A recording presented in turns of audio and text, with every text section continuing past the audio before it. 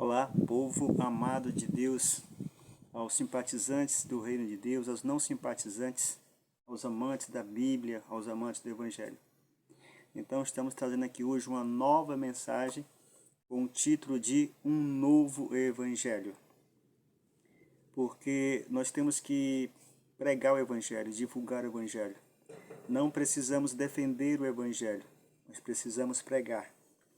Então, daqui a pouco tempo, pode-se dizer assim, essa palavra, a Bíblia Sagrada, ela será proibida no mundo, como já é em alguns países, ela será proibida de ser pregada. A sua verdade será proibida de ser pregada.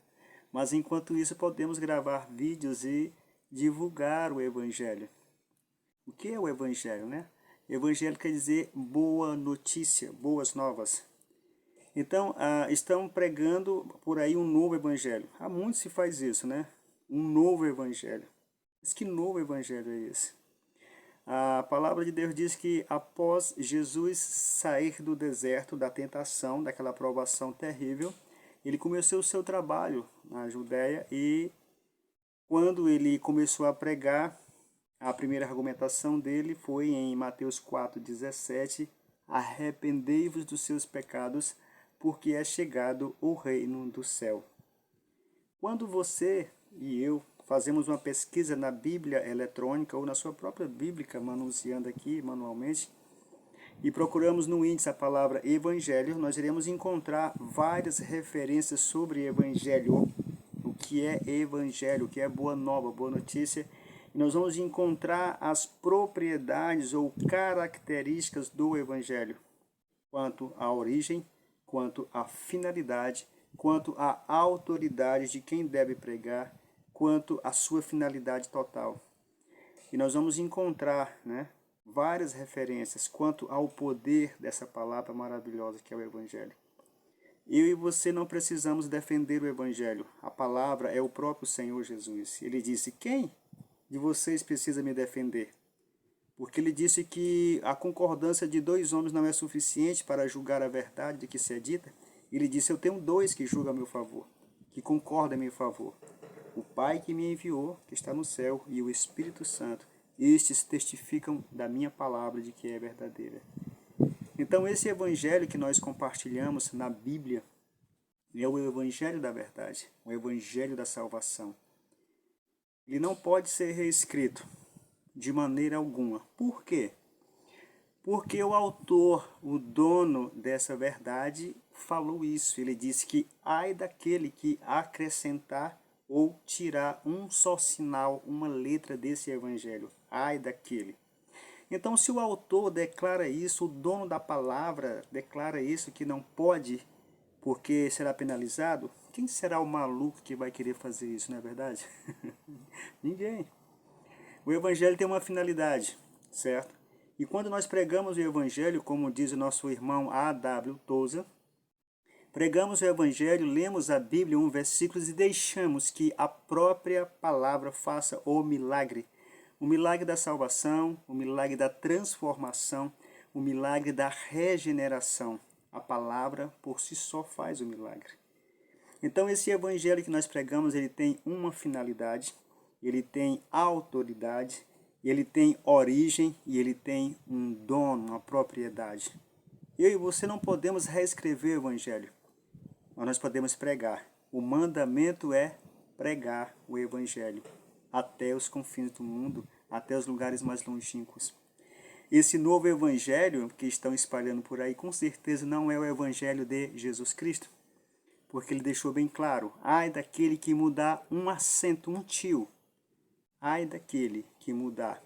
O apóstolo Paulo também deixa nós alertas quanto a isso. Ele diz: olha, se descer um anjo do céu e pregar um evangelho diferente desse que nós pregamos, que eu prego, considere anátema, considere maldição.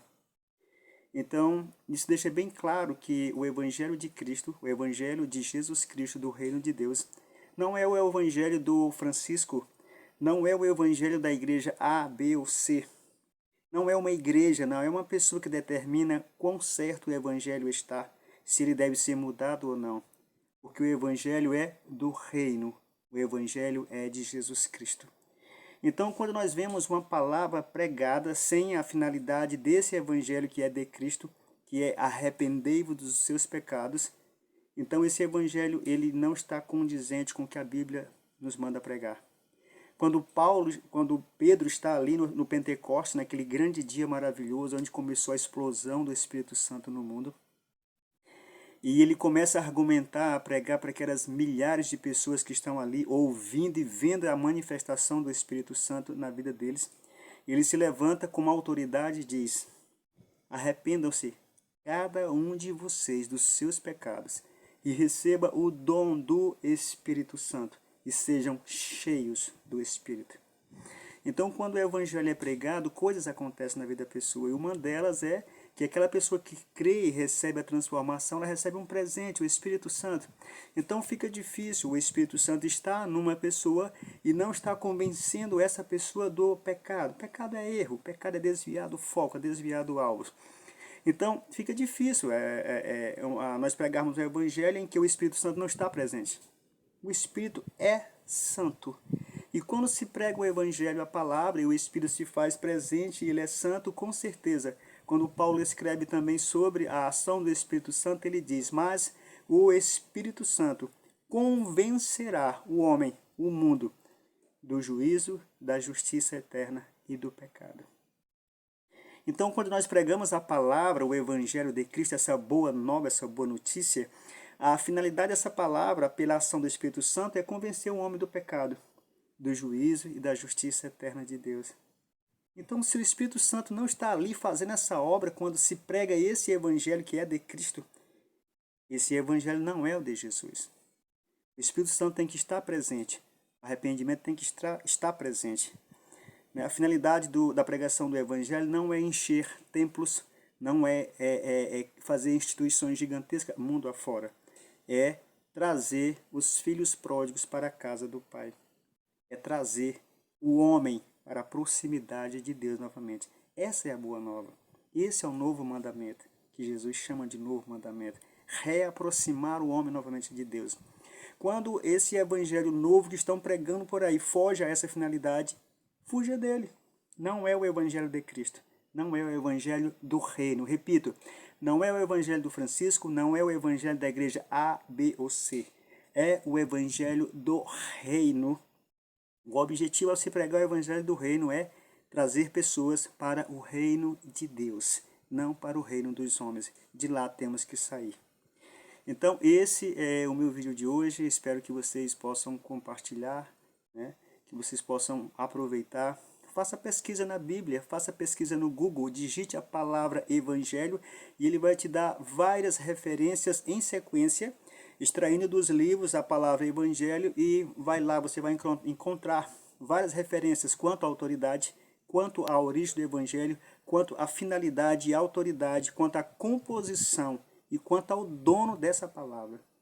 Quando nós estamos recheados com essas informações sobre o evangelho, fica bem fácil detectar que evangelho temos que aceitar. E até os que às vezes aceitam essa verdade como verdade não querem segui-lo. Quando Jesus fala sobre isso, ele diz: naquele dia, muitos chegarão diante de mim dizendo: em teu nome fiz milagre, em teu nome ressuscitei mortos, em teu nome alimentei multidões. E Jesus vai se voltar para essa pessoa e vai dizer: aparte-se de mim, que eu não vos conheci. Não basta só pregar o evangelho de Cristo. Há que se ter a comunhão com o dono desse evangelho. Quando Davi foi enfrentar o Golias, você acha que ele foi lendo a Torá? Você acha que ele abriu os pergaminhos e foi lá ler a Torá para o gigante? Claro que não. Ele já sabia o que estava escrito. Ele não precisou ler a Torá. Olha, Deus está dizendo que vai entregar os inimigos em minhas mãos, que eu sou vencedor, que eu sou herdeiro aqui de Abraão, que eu sou herdeiro da promessa. Ele não foi ler a Torá para o gigante.